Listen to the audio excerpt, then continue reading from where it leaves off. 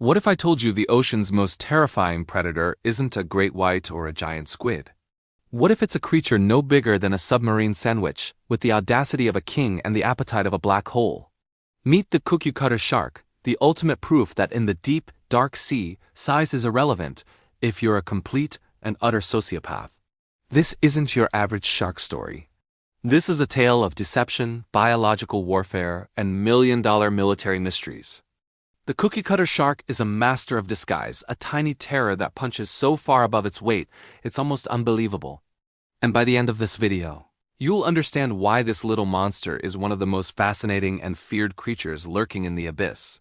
So, where does this little nightmare live? During the day, the cookie-cutter shark, or Icistheus brasiliensis, asterisk if you want to get scientific, hangs out in the crushing depths of the ocean. Sometimes as deep as 3,700 meters, or over 2 miles down. It's part of a world we barely understand, a place of eternal darkness and immense pressure. But when the sun sets, this shark begins one of the largest daily migrations on Earth. It travels hundreds, sometimes thousands of meters upwards toward the surface into the twilight zone. And it's not coming up for the view, it's coming up to hunt. Now you might think a small, slow-moving shark would be an easy snack for the bigger predators of the night. And you'd be right if the cookie cutter didn't have a truly diabolical trick up its sleeve. The entire underside of its body is covered in photophores, which are light-producing organs. This creates a mesmerizing ghostly green glow. This phenomenon is called counter-illumination. From below, its glowing belly blends in perfectly with the faint moonlight and starlight filtering down from the surface, making it virtually invisible to any predator looking up. It's the ultimate stealth camouflage. But here's where it gets truly genius and deeply sinister. The cookie cutter deliberately leaves one small patch on its throat dark without any glowing photophores. To a predator swimming below, this dark patch looks exactly like a small, lone, vulnerable fish silhouetted against the light. It's an irresistible target.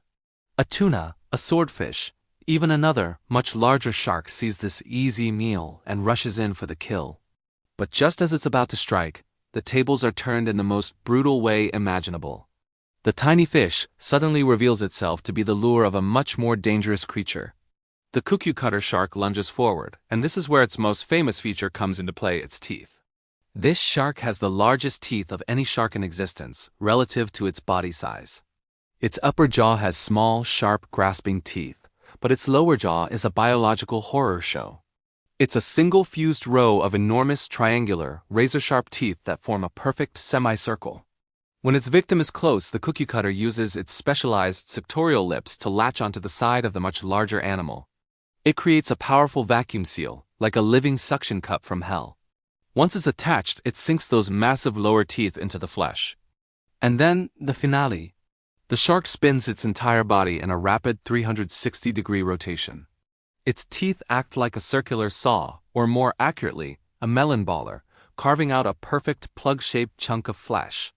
Then it detaches, swallowing its perfectly sized meal and leaving behind a crater-like wound on its victim. A wound that looks uncannily like it was made with a cookie cutter. Hence the name. This isn't predation in the traditional sense, it's parasitism. The cookie cutter shark doesn't usually kill its host. It just takes a bite and leaves. It's a hit-and-run artist. But the list of its victims is staggering. Scientists have found these signature circular wounds on almost every large animal in the ocean. We're talking dolphins, porpoises, seals, and stingrays. They've been found on huge billfish like marlin and swordfish. They've even been found on the ocean's apex predators. Yes, you heard that right. These little sharks, barely a foot and a half long, have the sheer nerve to attack great white sharks. Imagine the audacity it takes to swim up to the most famous killer in the sea, latch onto its side, and take a scoop out of it. They don't stop there. They've been documented taking bites out of massive whales, including sperm whales and even the colossal blue whale. The sheer difference in scale is mind-boggling. It's like a mosquito biting a freight train. And it's not just marine life. Humans are on the menu too, though it's rare. There are documented cases of long-distance swimmers being bitten, often at night in deep oceanic waters.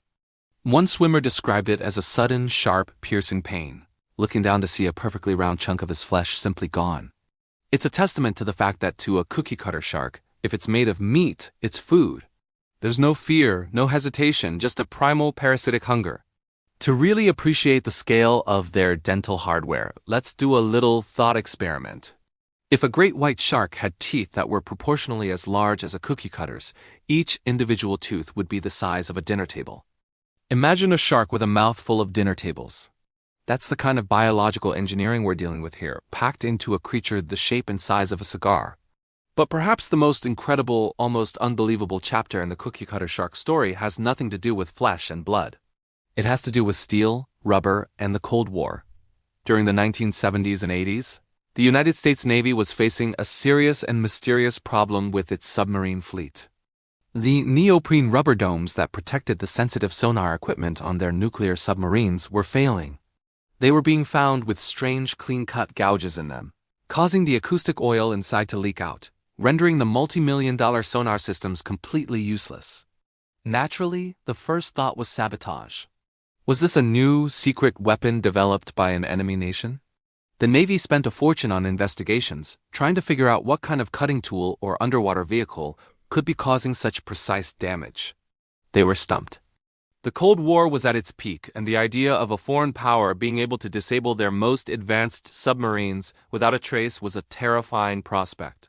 The truth, when it was finally discovered, was far stranger than any espionage plot. The culprit wasn't a spy or a new weapon. It was our friend, the cookie cutter shark. These little sharks, in their nightly migration, were encountering the submarines and, for whatever reason, deciding to take a bite. Maybe the smooth, rubbery surface of the sonar domes felt like the skin of a whale. Maybe they were just curious. Whatever the reason, their unique bite was powerful enough to shear through the military-grade rubber and disable the subs. The Navy was so plagued by this problem that they eventually had to start fitting the sonar domes with fiberglass covers to protect them from the relentless, hungry little sharks.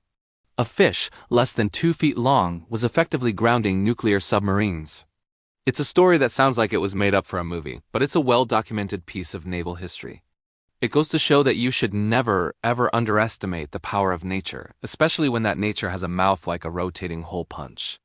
So the cookie cutter shark, a deep-sea dweller, a master of camouflage, a parasitic phantom that preys on the ocean's giants, and a saboteur of military hardware.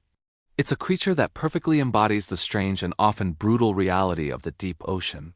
It's a world where the rules are different, where survival requires incredible, sometimes terrifying, adaptations. This little shark doesn't need size or speed. It has deception, audacity, and a set of teeth that are, without a doubt, one of the most efficient cutting tools in the entire animal kingdom. It's a tiny terror, a parasite that thinks it's a king, and a stark reminder that even the smallest creatures can leave a massive mark on the world. What other tiny terrors are lurking in the depths that we don't know about? It's a fascinating question. Thanks for joining us on this deep dive into one of the ocean's weirdest and most fearsome residents. If you enjoyed this story, make sure to hit that like button and subscribe for more tailies from the wild side of our planet. See you next time.